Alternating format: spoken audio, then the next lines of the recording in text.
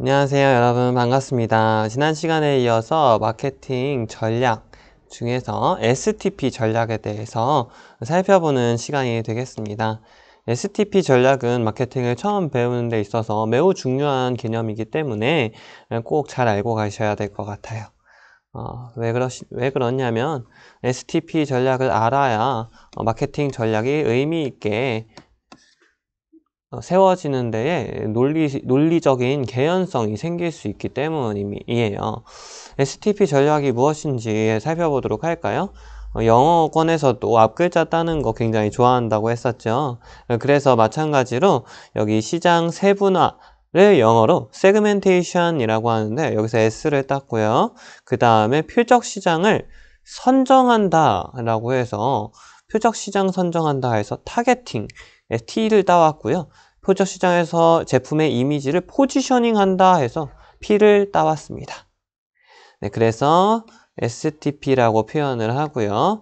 느낌이 오시나요? 뭐 세그먼트라고 하는 거 뭔가 이렇게 뭔가 분할된 그런 가루 입자 같은 그런 느낌 알죠? 영어 단어 그렇게 잘게 쪼개서 세분화, 그다음 타겟팅, 타겟을 한 느낌이 들죠? 그림을 보니까 포지셔닝은 위치를 잡다라는 것인데 왜 위치를 잡는 것으로 이렇게 의미를 했는지 배우는 과정을 통하여서 알게 될 것 같아요. 다음 장. STP 전략을 수립하는 데 있어서 정말 핵심이 무엇일까요? 바로 시장 세분화입니다. 첫 단추를 잘 꿰어야지 된다라는 말이 있죠. 네, 그런 말처럼 일단 시장 세분화가 잘 돼야 된다는 것입니다. 고객의 선호도에 따라서 세분화를 해야 되는 것인데, 그런데 일단 세분화가 무엇이냐면 여기 보시면 밑에 줄에 비슷한 욕구를 가진 사람들끼리 묶는 것을 세분화라고 할 수 있어요. 여러분의 우리의 욕구는 다 달라요. 맞죠? 한 명 한 명 다 다른데, 네. 그런데 한 명 한 명 다 다르다고 해서 한 명 한 명의 욕구를 일일이 다 맞추어 줄 수는 있어요? 있죠. 있는데 너무 비용이 많이 든다. 한 명 한 명 욕구가 모두 다르지만 비용 문제 때문에 비슷한 욕구를 가진 사람들끼리 어느 정도 집단화해서 묶어가지고 세분화를 해서 그 고객 집단에 맞게 상품과 서비스를 제공하는 것이 좀 효율적이다 라고 하는 것이죠. 맨날 효율적인 거 강조하죠? 예, 경영학에서 효율성은 꼭 필요한 일이에요. 가장 효과적으로 접근할 수 있는 시장에 집중한다.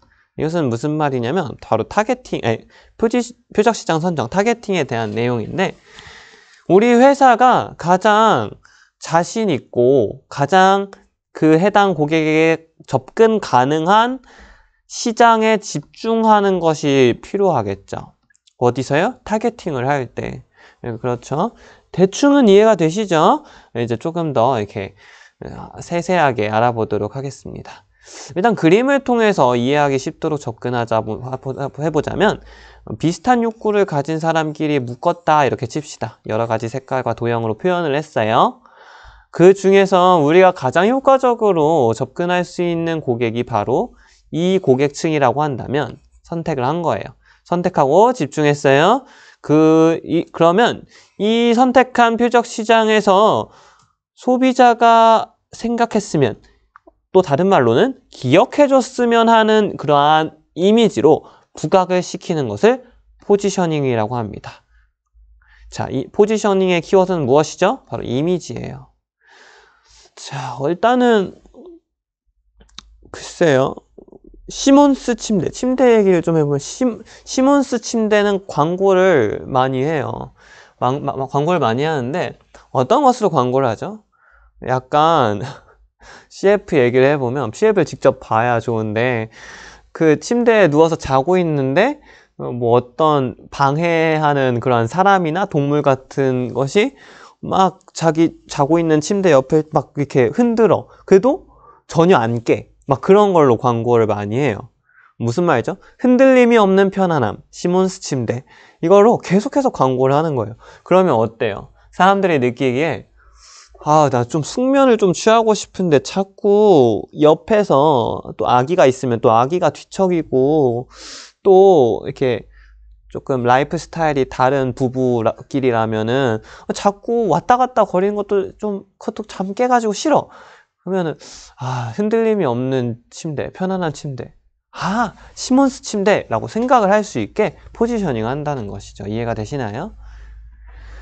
자, 시장 세분화는 그래서 아까도 말했듯이 같은 욕구를 가진 소비자들을 묶어서, 근데 같은 욕구는 없고요. 비슷한 욕구를 가진 소비자들로 묶어서 하나의 시장으로 그냥 묶는 거죠. 의미로 묶는 거예요, 기업이. 실제로 그렇게 묶어져 있는 게 아니라 그냥 기업 입장에서 생각하기에 이 정도로 이렇게 묶어보자 라고 하는 것이죠. 그러면은 어느 정도 이렇게 그 개별화된 어느 정도는 이게 개인화된 그 욕구를 조금 디테일하게, 그러니까 다 자세하게 세밀하게 충족시켜 줄 수 있는 기회가 있겠죠. 그런 것을 노리는 것입니다. 우리는 모두 서로 다른 욕구를 갖고 있지만 비슷한 욕구를 가진 사람들끼리 묶어서 그래서 또 하나의 집단으로 시장으로 형성시킨다라는 것이 바로 무엇이죠? 시장 세분화라는 것입니다. 다음 장 보시면 이거 가려졌네. 프로그램이 좋지 못해서 여기 보시면은 포지셔닝이 벌써 나와버리네. 잠시만요.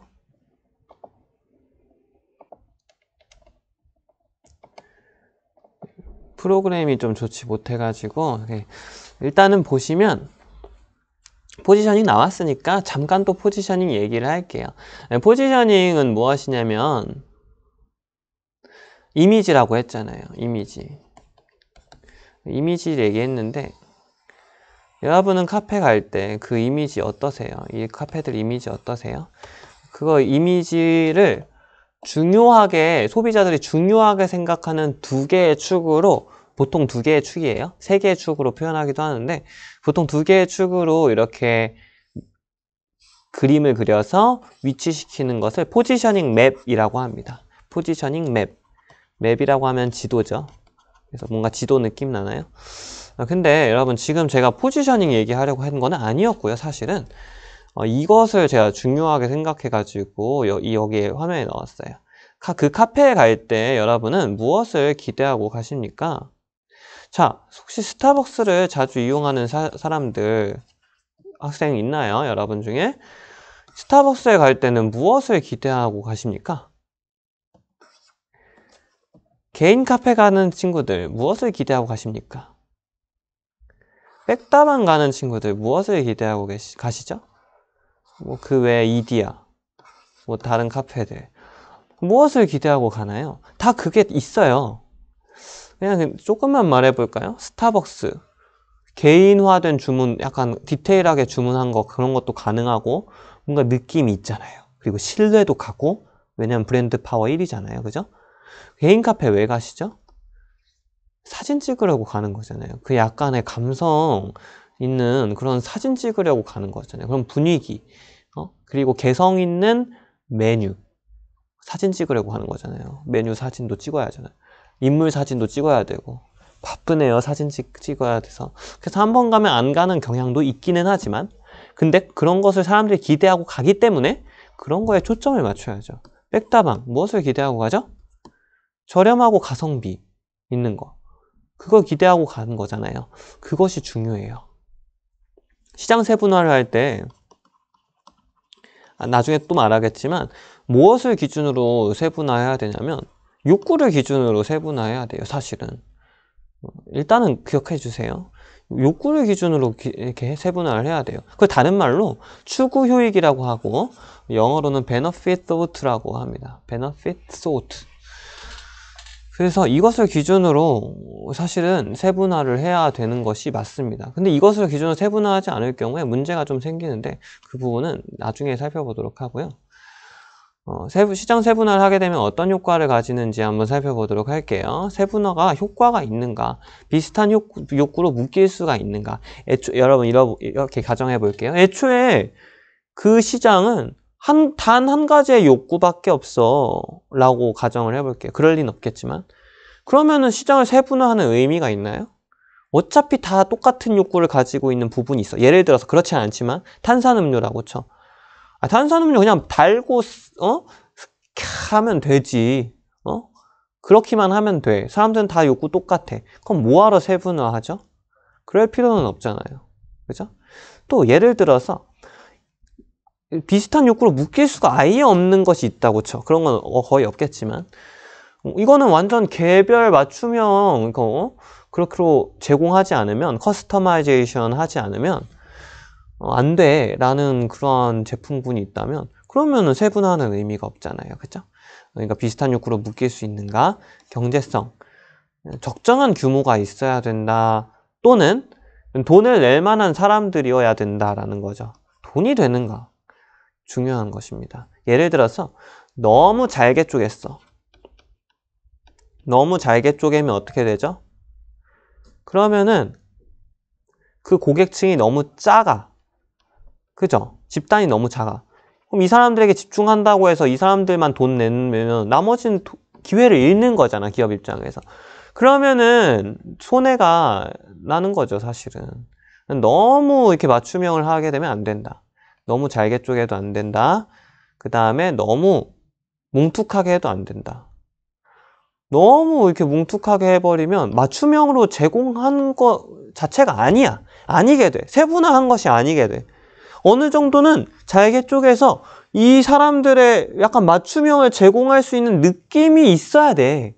그럼 포지셔닝 할 수 있는 그런 느낌이 아예 없으면 그건 세분화를 한 것이 아니기 때문에 그것도 역시 안 돼. 그래서 뭐다? 적정한 규모여야 된다. 이것이 중요한 것입니다. 아시겠죠? 시장 세분화를 하게 되면 어떤 효과를 발견하게 되냐? 가장 중요한 것은 정확한 욕구 충족. 그러니까 뭔가 자세하고 세심하게 맞춤형으로 어느 정도 제공된 욕구 충족이 가능해져야 된다는 것이죠. 그렇게 되면 어떻게 되죠? 그 브랜드 충성도가 향상될 수 있습니다. 내가 타겟팅한 그 세분 시장만큼은 가능해진다는 것이죠. 아시겠나요? 그 다음 마케팅 기회를 발견하게 된다는 것은 무슨 말이냐면 세분화를 하다 보니까 우리가 지금은 이쪽인데 이쪽도 가능성이 있어. 이쪽도 한번 상품을 다각화해서 새롭게 한번 노려볼까? 이런 생각이 들 수 있는 것이 바로 마케팅 기회 발견이라고 할 수 있겠죠. 이건 오타인데 경쟁 우위라고 할 수 있겠죠. 경쟁적으로 우위를 확보한다. 그런 게 있어요. 네. 자, 그 다음에 시장 세분화할 때 요건이 있다. 이 정도는 생각해주고 해야 한다라는 것인데 어떤 것인지 한번 볼까요? 자, 먼저 다 봐도 되는데 별로 그렇게 중요하진 않고 어느 정도인지 측정 가능해야 된다. 차별성이 있어야 된다. 그냥 고객 집단 간에 차별성 자체가 있어야 되고 차별화된 서비스 상품 제공이 가능해야 된다. 실제로 실행 가능해야 되고 규모도 적정해야 되고 내가 접근 가능해야 된다라는 것은 무슨 말이냐면 예를 들어서 너무 추상적이면은 그들에게 맞춤형으로 제공하는 것 자체가 뭔가 허황된 생각이라고 할 수 있는 거죠. 30대, 50대에게 접근하는 방법 따로 있나요? 뭐 있다고 쳐. 근데 스포츠를 좋아하는 직장인 남자라고까지 아주 자세하게 잘한 것 같은데 세분화를. 근데 이 직장인 중에 스포츠를 좋아하는 사람 비율을 뭐 따로 조사한 게 있다고 쳐. 거기까지도 괜찮아. 근데 그 사람들이 에게 따로 이렇게 설문조사를 할 수는 있나? 그건 너무 비용도 많이 들 것 같고 너무 추상적이다라는 거죠. 그냥 직장인 남자 대상으로 하는 거는 충분히 접근 가능한데 뭔가 직장인들 이렇게 많이 모여있는 그러한 곳에 매장을 차린다. 직장인들이 이렇게 많이 인터넷을 하는 시간대에 어떤 광고를 한다. TV 광고를 한다. 그런 느낌이 있는데 스포츠를 좋아하는 남자를 따로 이렇게 뭔가 마케팅하기에 이게 가능하냐는 거죠. 현실적으로. 접근 가능하냐는 거죠. 더 추상적인 게 있습니다. 20대까지 좋아. 20대가 뭐 많이 쓰는 뭐 SNS 통해서 접근한다. 뭐 20대 취향 뻔하잖아. 요즘 트렌드에 맞게 이렇게 제공한다. 뭐 그렇게 해도 되는데 커리어 우먼을 꿈꾸는 것도 너무 벌써 추상적이야. 그리고 게다가 대학생 중에서 커리어 우먼을 꿈꿔야 된대. 너무 추상적인 거죠. 아, 그래. 그러면 대학교 가자. 특히 여자 대학교에 가자. 그럼 여대생을 많이 이렇게 집중적으로 마케팅 할 수 있으니까. 아, 그럼 그 중에서도 커리어 우먼을 꿈꾸는지, 현모양처를 꿈꾸는지, 그걸 어떻게 알아요? 그냥 돈 많은 백수 뭐 그런 유행어인 것 같은데 그거 꿈꾸는지 어떻게 아냐고. 아니면 그냥 공부 열심히 하고 싶어서 학문을 연구해가지고 어떤 박사가 되고 싶어서 교수가 되고 싶어서 대학생 공부를 하고 있는지 그걸 어떻게 아냐고요. 뭐 따로 설문조사해서 나눌 거야? 어떻게 알아? 그 대학교들 대상으로 마케팅을 하는데, 뭐, 에브리타임 그런 커뮤니티 대상으로 마케팅을 하는데, 그 중에서 커리어우먼을 꿈꾸는 여자가 없으면 어떡해? 아예 없으면 어떡해, 극단적으로. 있어도 너무 조금이면 어떡해? 게다가 이렇게 생각이 맨날 바뀔 텐데, 너무 추상적이다라는 거죠. 나머지도 그렇고요. 네, 다른 얘기 할까요?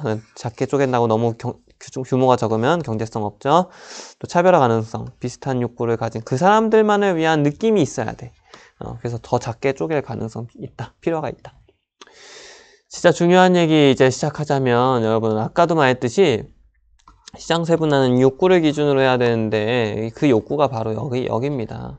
1순위로 세분해야 될 것은 이 행동적 변수. 어떤 상황에서 내가 이걸 구매하고 그 구매하는 것을 통하여서 어떤 편익을 누리고 싶냐라는 것이죠.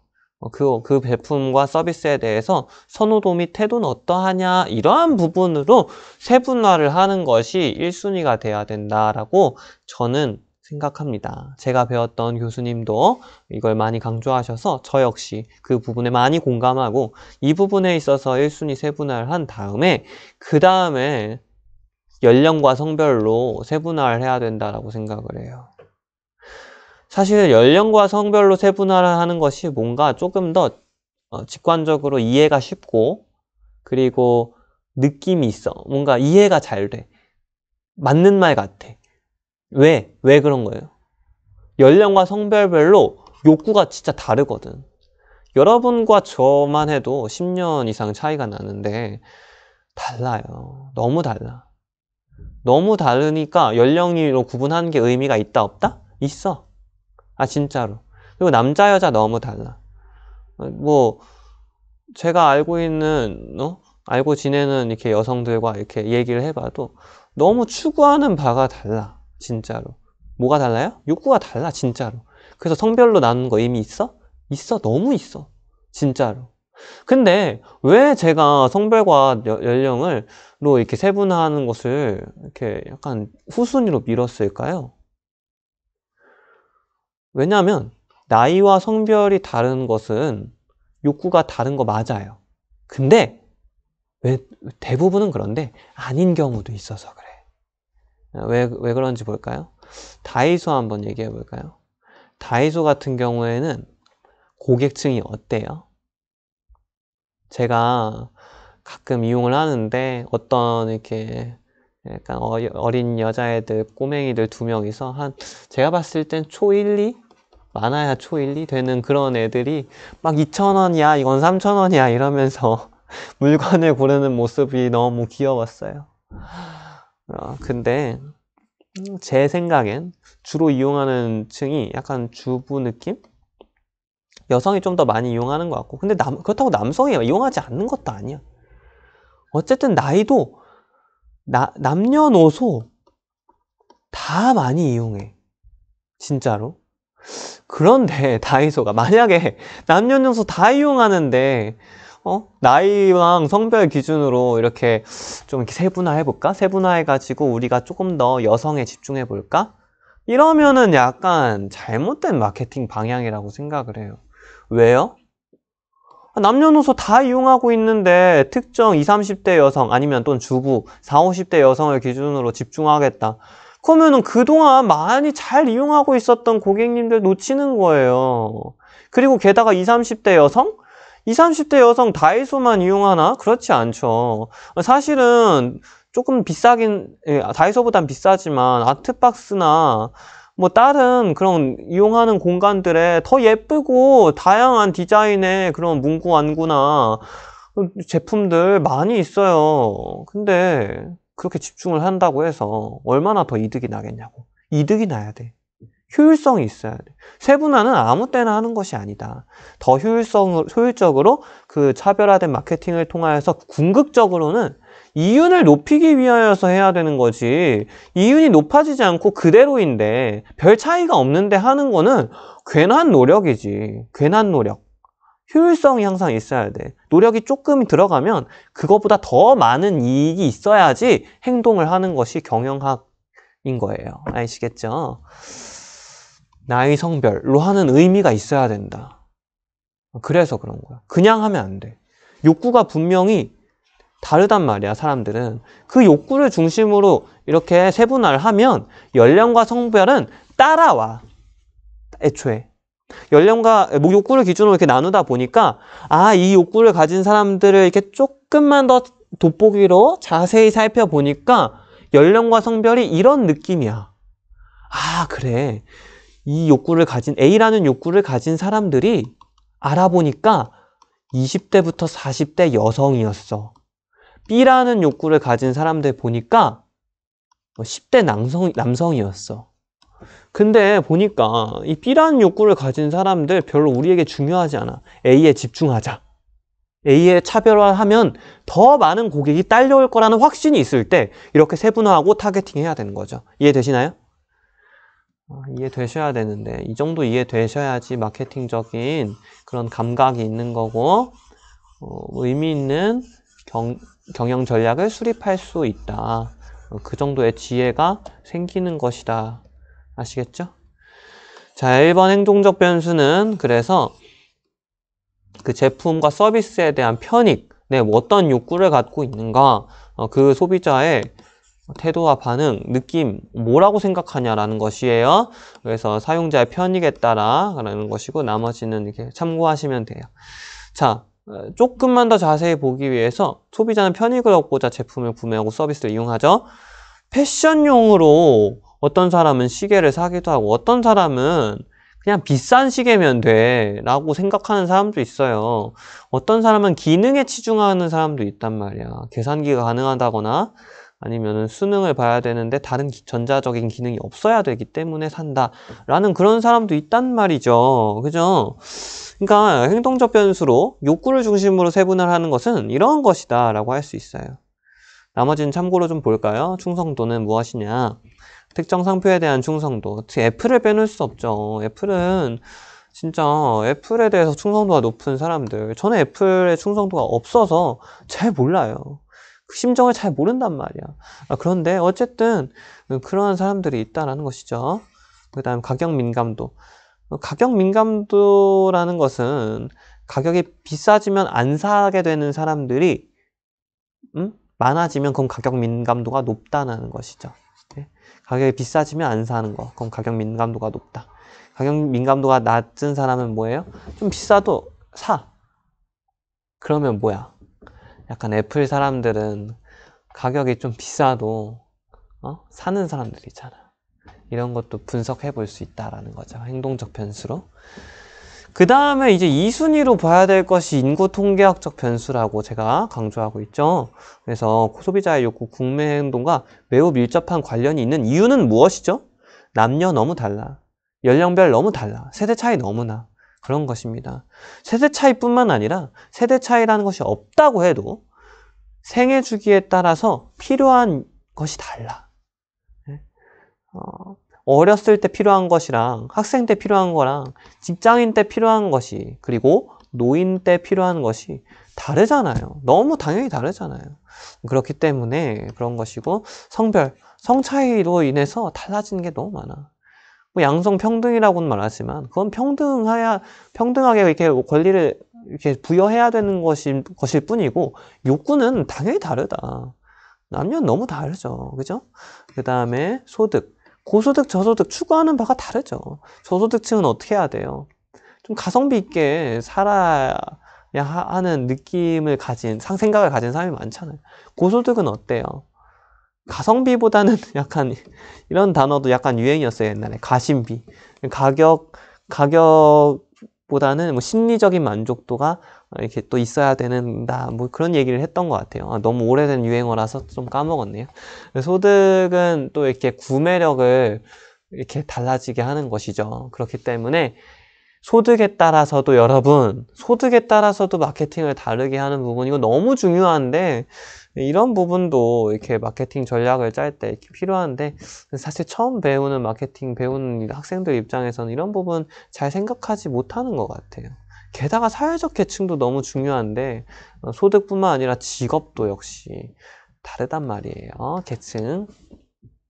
참고해서 마케팅 전략을 수립하는 것이 진짜 디테일한 마케팅 전략 수립이라고 할 수가 있습니다. 자, 그 다음엔 좀 상대적으로는 상대적으로 덜 중요한 거예요. 덜 중요하다고 할 수 있는 것이 심리적 변수.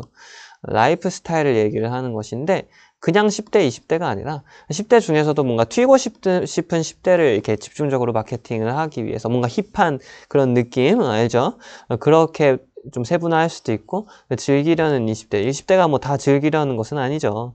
근데 뭐 이렇게 좀 잘 즐기는데 여행도 많이 다니고 술도 많이 마시러 다니고 이런 대학생들이나 직장인들 이렇게 마케팅을 한다면 좀 나름대로의 의미 있는 세분화가 될 수 있겠다.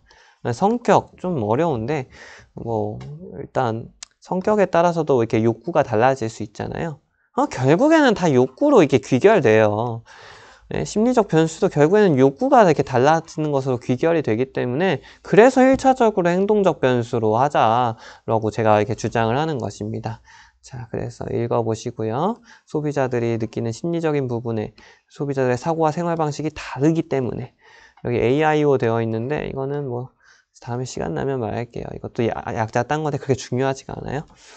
지리적 변수는 우리나라에서는 그렇게 크게 먹히지 않을 수밖에 없어요. 이게 왜 그러냐면 미국이랑 중국을 생각해 볼게요. 미국이랑 중국은 땅이 엄청 커가지고 뭐가 다르죠? 그 지역별로 기후도 다릅니다. 기후가 다르면 어떻게 되죠? 문화가 달라집니다. 문화가 다르면 어떻게 되죠? 결국엔 욕구가 달라져요.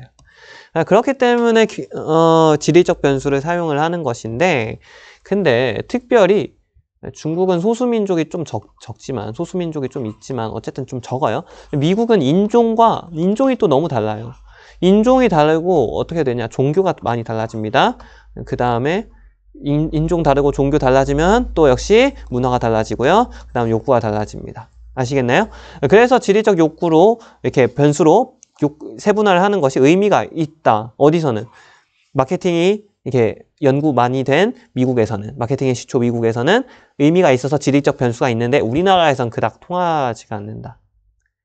물론 세분화할 수는 있어요. 섬지역, 솔직히 문화랑 생활 양식 달라요. 엄청나게 시골, 농촌, 어촌은 달라요. 근데 그 인구가 충분히 우리 회사들이 마케팅할 만한 효율성과 경제성이 있는 의미 있는 세분화예요? 아까 경제성이 있어야 된다고 했어요. 네? 돈이 돼야 된다고요. 돈이 안 돼요. 그래서 세분화를 할 필요도 없는 거예요. 세분화 가능은 한데 의미가 없으면 뭐하러 하냐고요. 그죠? 그래서 우리나라는 좀 맞진 않는데 어쨌든 마케팅이 발전한 미국에서는 의미가 있었기 때문에 이렇게 있는 거예요. 지역 따라 너무 다르고 인구도 충분히 다 있어요. 미국은 인구 많잖아요. 그죠? 인구 밀도도 또 이렇게 다를 수 있고 도시의 크기에 따라서 그리고 기후 좀 중요하죠. 기후 다르면 문화 달라지는 거 너무 당연한 거예요, 여러분. 다음에 해외여행 이렇게 동남아 쪽으로 가보시면 열대 느낌이 나잖아요. 그럼 사람들 생활 양식이 문화가 그리고 가치관이 우리나라 사람들이랑 너무 달라요. 당연한 거예요. 네, 각 지역별로 소비자들의 특징이 뚜렷한 차이를 보이는 경우에 효과적인 것이에요. 우리나라는 뚜렷하게 별로 보일 수가 없을 뿐만 아니라 여기에다가 경제성까지 있어야 된다. 아니 농어촌 인구가 별로 없고 그 다음에 소비 성향이 그러니까 구매하고자 하는 욕구 자체가 별로 없으면 그럼 뭐하러 그 사람들 대상으로 그 상품을 팔기 위해서 애씁니까? 그럴 필요는 없는 거죠. 그렇죠? 그래서 오늘 여기 세분시장까지 잠깐 마치고 다음 시간에 이어서 진행하도록 하겠습니다.